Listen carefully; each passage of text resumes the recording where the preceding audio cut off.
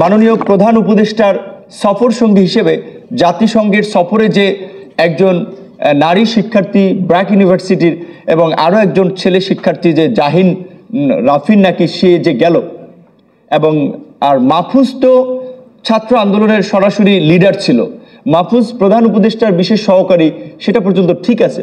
প্রকৃত অর্থে এখন আমাদের সমন্বয়করা কিংবা আমাদের নেতৃবৃন্দ অনেকে হয়তো নিজেরা বিব্রত হবেন এই পরিস্থিতির কারণে এটা বলছেন না। সেই নারী শিক্ষার্থী আমি যতদূর মেসেজ পেয়েছি তিনি আন্দোলনের ওইভাবে নেতৃত্ব পর্যায়ের কেউ ছিলেন না। তিনি কিভাবে গেছেন আমরা আশ্চর্যান্বিত, কারণ ছাত্র প্রতিনিধি হিসেবে মাহফুজ একজনই যাওয়ার বা সেই সরকারের উপদেষ্টা, যেহেতু আপনার সফর সঙ্গীর টিমটা ছোট ছিল সে গিয়েছে, দ্যাটস এনাফ। কিন্তু নারী শিক্ষার্থী ব্র্যাকেট সে কীভাবে গিয়েছে? তারপর আরেকজন যে প্রতারক, তিনি এই আপনার বিগত সরকারের একজন মন্ত্রীর নাতি, এবং তিনি অর্থ পাচার থেকে শুরু করে বিভিন্ন ধরনের বিজনেস নিয়ন্ত্রণে হাব হিসেবে তিনি দুবাইয়ে তার অফিস, পুরো কমার্শিয়াল একজন ব্যক্তি। তিনি যতদূর আমরা জেনেছি ইউথ অ্যান্ড ইউনুস সেন্টারের নাকি ফেলো ছিলেন। তাকে কে এখানে নিয়েছে?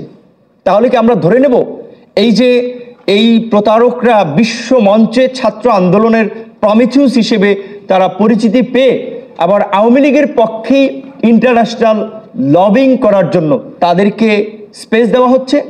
বিশ্ববিদ্যালয়ের আপনার এই ফ্যাসিবাদের দোসরদেরকে নিয়োগ দিয়ে পুনর্বাসন করা হচ্ছে, স্বাস্থ্য মন্ত্রণালয় কিংবা প্রশাসনে তাদেরকে পুনর্বাসন করা হচ্ছে। সর্বশেষ আমি মালদ্বীপের মামুন আব্দুল গায়ুম, নিশ্চয় আপনারা জানেন প্রেসিডেন্ট ছিলেন, তার পরিণতির কথা স্মরণ করিয়ে দিয়ে আমার বক্তব্য শেষ করব, যে প্রশাসনিক কুতে কিভাবে তিনি তার ক্ষমতার মসনদ উল্টে গিয়েছিলেন, কিংবা মিশরে মোহাম্মদ মুরসি এত পপুলারিটি নিয়ে ক্ষমতা এসেছেন, তার পরিণতি কি হয়েছে। সুতরাং এই সরকারকে বলবো সব কিছু আসলে সাদা চোখে দেখলেও সব কিছুকে সহজভাবে নেওয়ার অবকাশ নাই।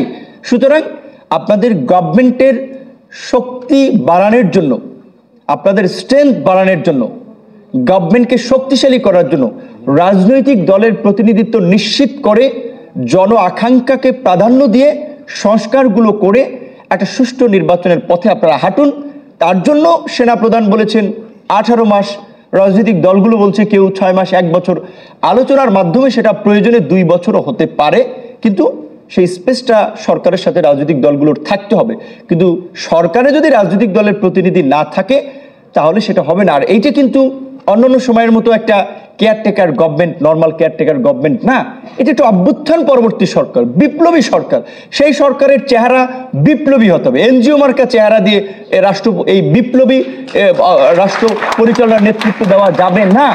সেজন্য আমরা বারবার অনুরোধ করব, সরকার ব্যর্থ হওয়া মানে পুরো জাতি ব্যর্থ হওয়া, দেশ আরেকটা বিপর্যয়ের দিকে যাওয়া। সরকারের সমালোচনা করা মানেই যে আমরা সরকারকে ধরছি, নাস্তানাবুদ করছি, এটা না। সরকারকে স্ট্রেংথ করার জন্যই আমরা এই ক্রিটিসিজমগুলো করছি। তো আশা করি সরকার সেটি বিবেচনা করবে, সরকারের দিকে, রাজনীতিবিদদের দিকে গণমাধ্যম তার ক্যামেরাটা ধরে রাখবে, এবং আপনারা ছাত্র, যুবক, তরুণরা প্রত্যেকটি বিষয়ে কোথায় কি ঘটছে সেটি নিয়ে আপনাদেরকেও কথা বলতে হবে, আপনাদেরকেও কনসার্ন থাকতে হবে। এই যে আজকে আপনারা এখানে সুযোগ পেয়েছেন, আমার মতো তরুণ আমরা এখানে প্রধান অতিথি হিসেবে আসার সুযোগ পেয়েছি, এবং আরও অন্যান্য প্ল্যাটফর্মে যে তরুণরা নেতৃত্ব দিয়েছে, সমস্ত জায়গায় তরুণদের এই নেতৃত্বের জন্যই শিক্ষা প্রতিষ্ঠানগুলোতে শিক্ষার সুষ্ঠু পরিবেশ নিশ্চিত করতে হবে। সৃজনশীল, মেধাবী, অগ্রগামী নেতৃত্বের জন্যই কলেজ বিশ্ববিদ্যালয়গুলোতে ছাত্র সংসদ নির্বাচন প্রয়োজন।